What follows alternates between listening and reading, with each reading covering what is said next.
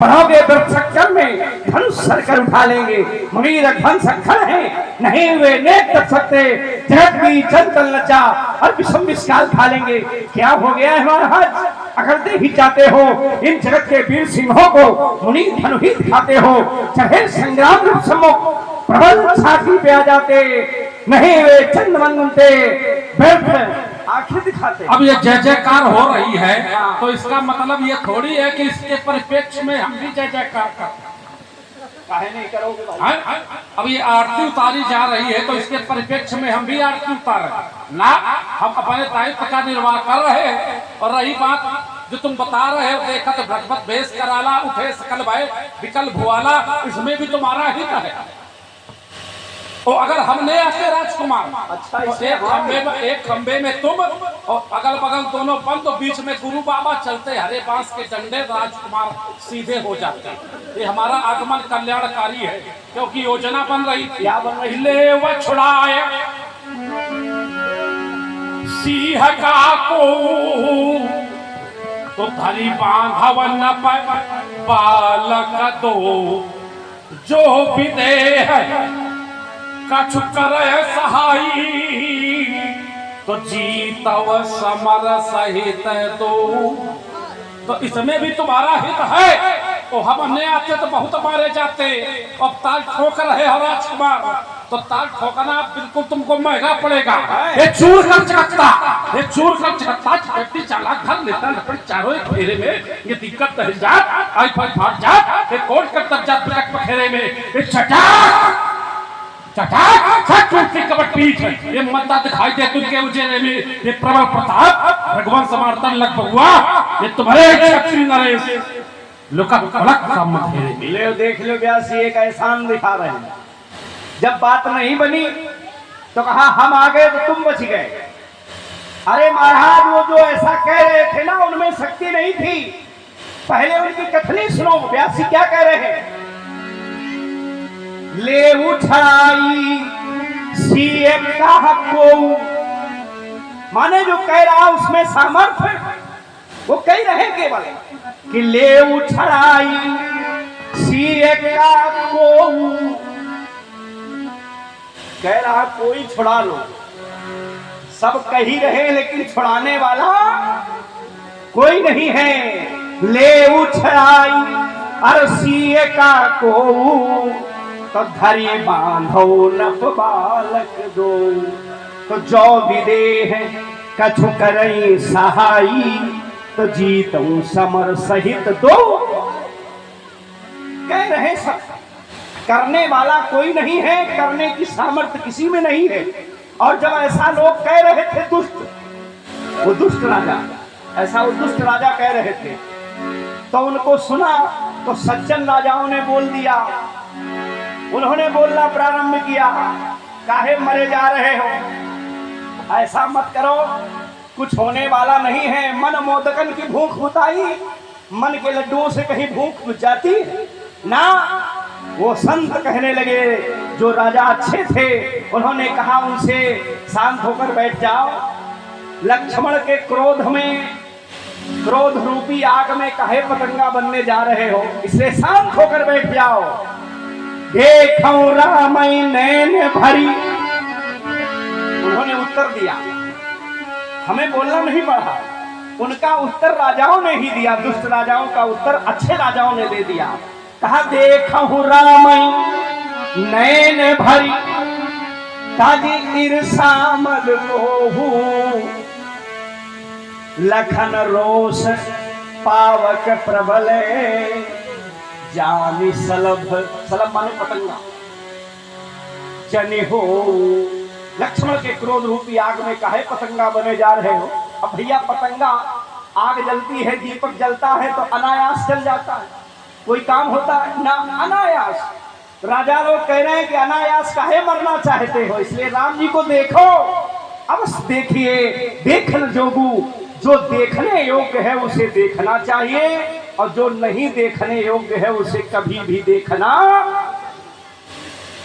क्योंकि दृष्टि का भी प्रभाव पड़ता है। कभी कभी ऐसा होता है कि अखाड़े का लतमरा पहलवान एक दिन पहलवान बन जाता है। अच्छा, अगर अखाड़े में पहलवान हार जाए और उसका मनोबल कमजोर हो जाए तो कभी पहलवान, अब वो बार बार हारे और तो वो पहलवान बन जाता है। जैसे लकड़ी का गट्ठा है और लकड़ी के गट्ठे को मजबूत बांध दो तो भैया क्या उस गट्ठे को तोड़ पाओगे?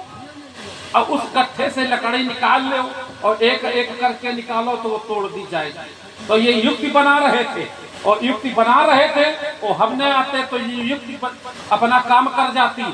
राजकुमार, जो तुम ये बात कर रहे हो कि ये जो आरती उतार रहे हैं, ये आरती उतारे, अब हमें ब्रह्मानंद भाई, अब आरती उतारे, अब हमें ब्रह्मानंद, अब हमें सुरेशानंद। ये बाबा अकेला खड़ा है, दाढ़ी उतार करके एक कोने में रखता। देखो अब वो समय नहीं है, हाँ, अब परिवर्तन हो गया। अब आरती वाला समय नहीं रहा, अब तो ताल वाला समय है। अब आरती वाला समय कहाँ बचा भाई? अब तो आपने सीधे युद्ध छेड़ा है। तो इसलिए युद्ध के लिए अरे विश्व के विजेता सुनेता वेद पाठिन के त्याग अम्भात बात मेरी सुन लीजिए। दीजिए न अपेश बिहार प्रकरण धर्म, ये परस को उठाए कोने धर दीजिए। दीजिए न दोष मोहि ब्रह्म पाप लागे गो, ये विप्र भक्त 3600 रोशना कीजिए। कीजिए न काम जामे हाथ पैर थाके बुढ़ाओ। अरे बुढ़ापा में काहे परेशान घूम रहे हो? सीधे किसी मंदिर में जाओ, घंटी हिलाओ, व्यवस्था करो। तुम्हारे बस का खेल नहीं। तो कहा हमें घंटी वाले वाला समझ रहे हो?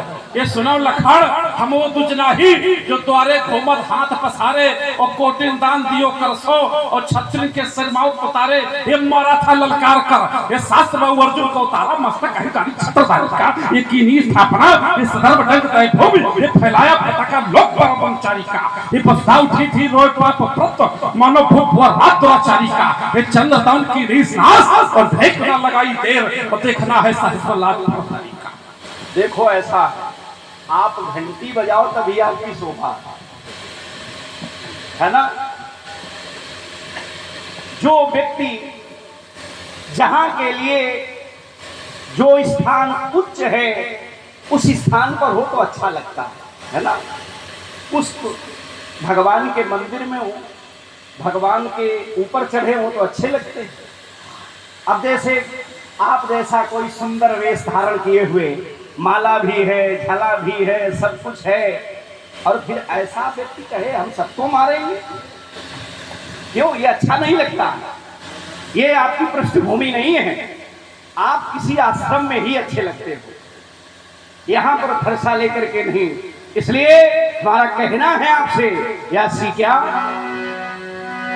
हर जाता जब युद्ध में तो नेक ना सकाता कहूँ, अरे मुंह की न खाता पैर आगे ही बढ़ाता हूँ।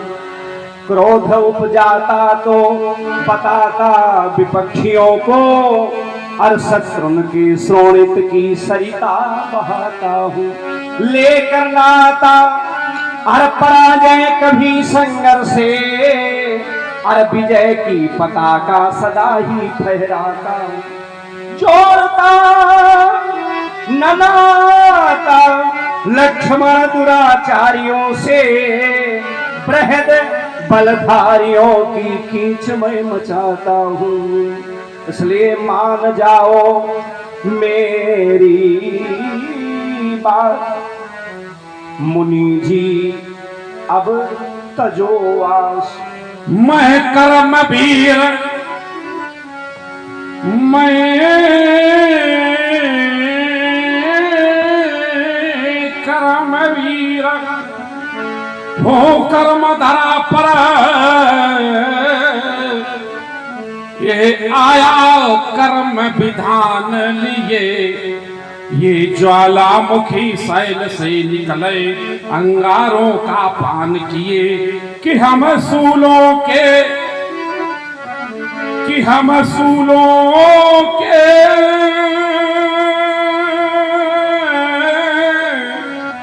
ये विधे पंथ पर हंस हंस कर चलने वाले, इन प्रबल धधकती ज्वाला में हम प्रण आहुति देने वाले, ये होंकारों से फटते पहाड़ों कि होंकारों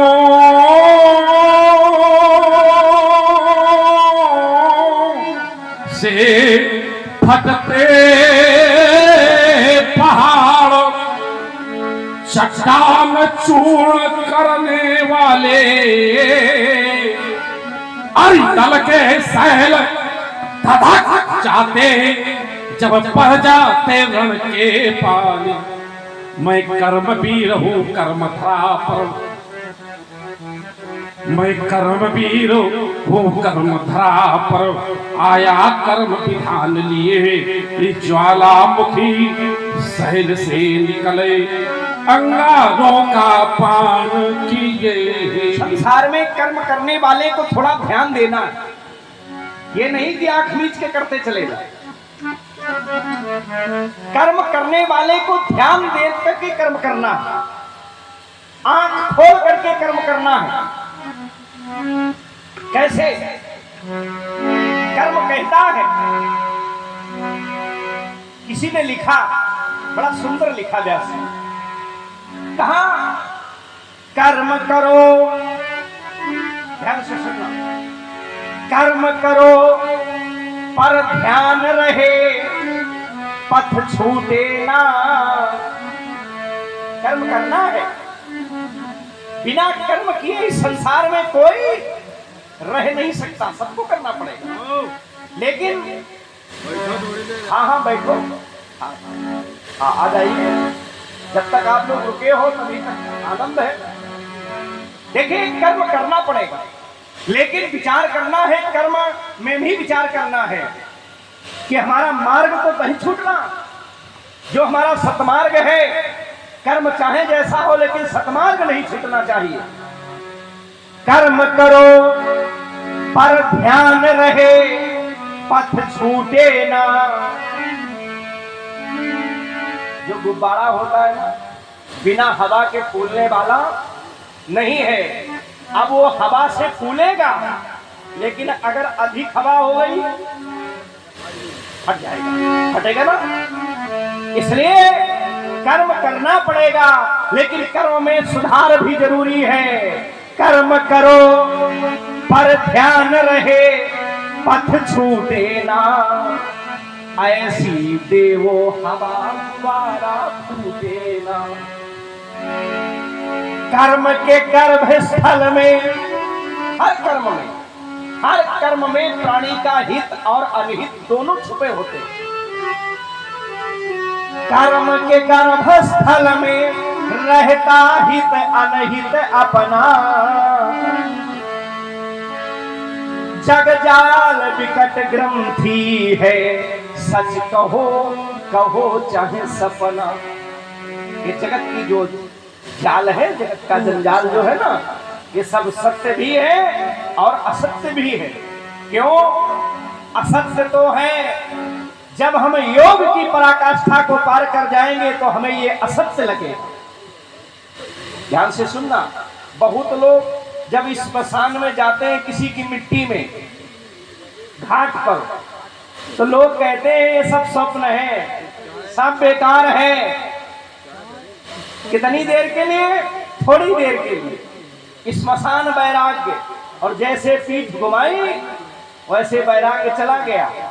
लेकिन जब योग की पराकाष्ठा को कोई योगी प्राप्त कर लेता है तो योगी कहता है, वो कौन योगी है?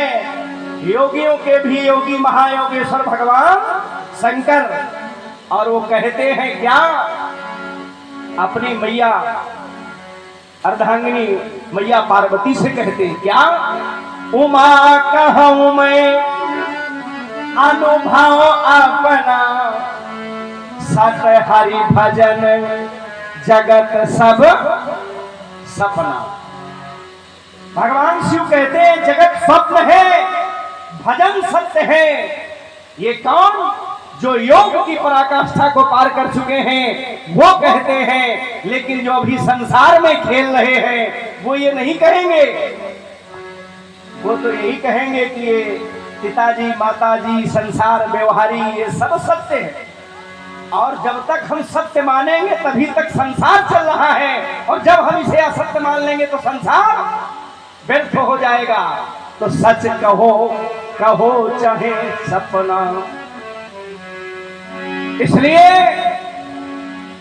स्वार्थ भी बुरा नहीं है, स्वार्थ भी बुरा नहीं है, स्वार्थ भी बुरा नहीं है, कि जिसमें दूसरों को कष्ट ना हो। स्वार्थ भी बुरा नहीं है, औरों को कष्ट ना होए। अपना स्वार्थ साधिए, लेकिन सामने वाले को भी कष्ट नहीं होना चाहिए।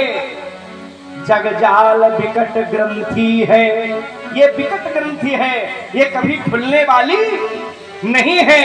तो इसलिए महाराज हमारा कहना है कि मैं मानने वाला नहीं हूं, क्योंकि मैं सच्चे पथ का राही हूं, और कह सकता दिन को रात नहीं। ईमान बेच दूं टुकड़ों में, यह मेरे बस की बात नहीं। परवाह नहीं अगणित बाधाएं आती हैं तो आने दो, ये महानाश की तिमिर घटाएं और छाती हैं तो छाने दो। उसको है किसकी चिंता जो अपनी ध्वनि का मतवाला, तूफान समुंदर आंधी में वो कहीं नहीं रुकने वाला। मैं आशावादी मानो हूँ, आशा जरूर होनी चाहिए, अच्छे काम की जरूर आशा हो मन में, बुरे काम की सारी आशाएं छोड़ दो, लेकिन अच्छे काम की आशा जरूर होनी चाहिए। तो ये आस जीवन में होनी चाहिए, और निराशा कभी नहीं होनी चाहिए। मैं सच्चे पथ का राही हूँ, कह सकता दिन को रात नहीं। इसलिए हमारे जीवन का स्वभाव है कि कर्म इस संसार में बिल्कुल सुदृढ़ मार्ग होना चाहिए। क्या कहना चाहते हैं? राजकुमार, जो संसार में आया है उसे कर्म करना पड़ेगा। एक बार मार्ग से जा रहा था तो एक व्यक्ति मिला, मैंने उससे पूछा कि तुम कहाँ जा रहे हो? बोले मैं धन कमाने के लिए जा रहा हूँ। बोला किसके लिए? बोले बेटे के लिए। और आगे बढ़ा तो उसका बेटा मिला, मैंने पूछा कि तुम कहाँ जा रहे हो? तो उसने कहा हम धन कमाने के लिए जा रहे हैं। तो मैंने पूछा किसके लिए? तो बोला बेटे के लिए। मैंने कहा सब बेटे के लिए कमाने जा रहे हैं, अपने लिए कोई कमाता? प्यास लगती है तो पनघट की याद आती है, लाज लगती है तो घूंघट की याद आती है। जब जिंदगानी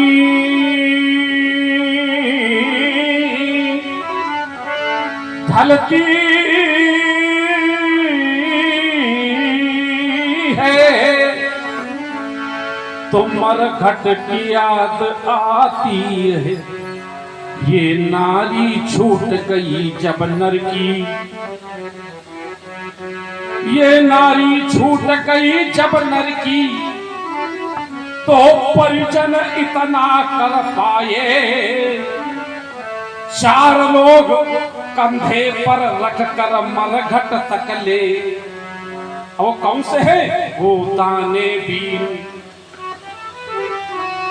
वो दाने बीन चबाने वाले इसी घाट पर आते हैं, और स्वर्ण भस्म की खाने वाले इसी घाट पर, वो माला खूब घुमाने वाले वो इसी घाट पर आते हैं, और स्वर्ण भस्म की खाने वाले इसी घाट पर।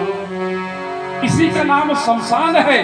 राजा आवे या रंग आवे, सबकी शान, इसीलिए कहा गया शमशान।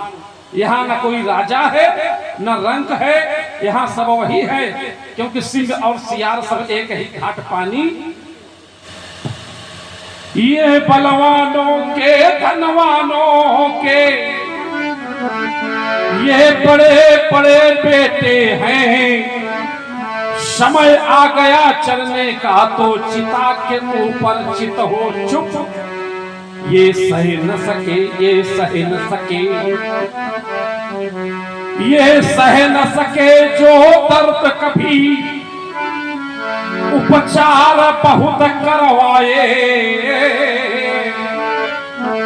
समय आ गया चलने का धनवंतर कामना, माँ की गोदी से मरघट तक। ये माँ की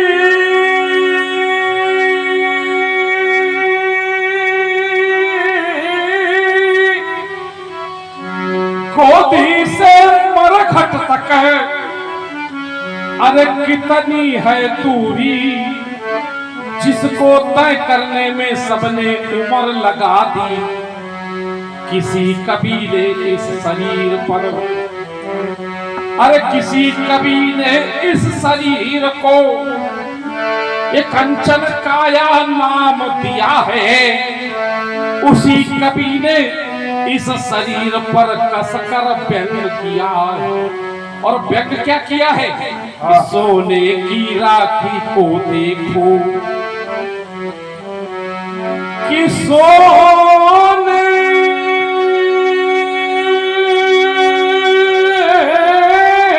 की राखी को देखो, अरे ऊंचे दामों में बिकती है।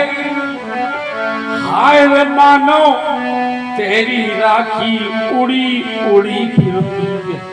इस राखी का मूल्यांकन किया कहा गया?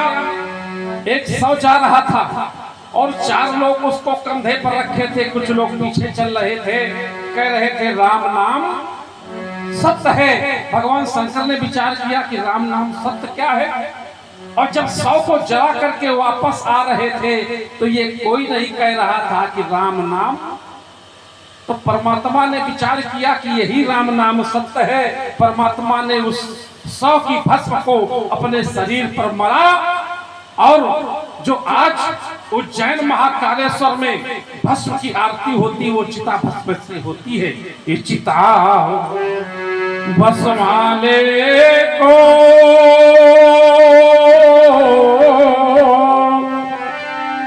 गरल मसन में चिता पाट धर्यो, जटा भारी कंठे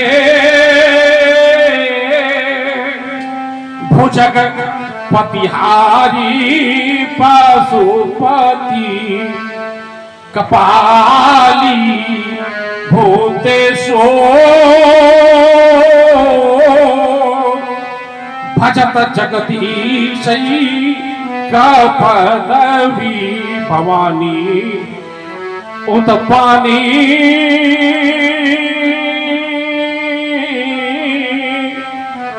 कहन परिपाटी फल राम राम कहो और चाहे जहां, ये सूत्र याद करो।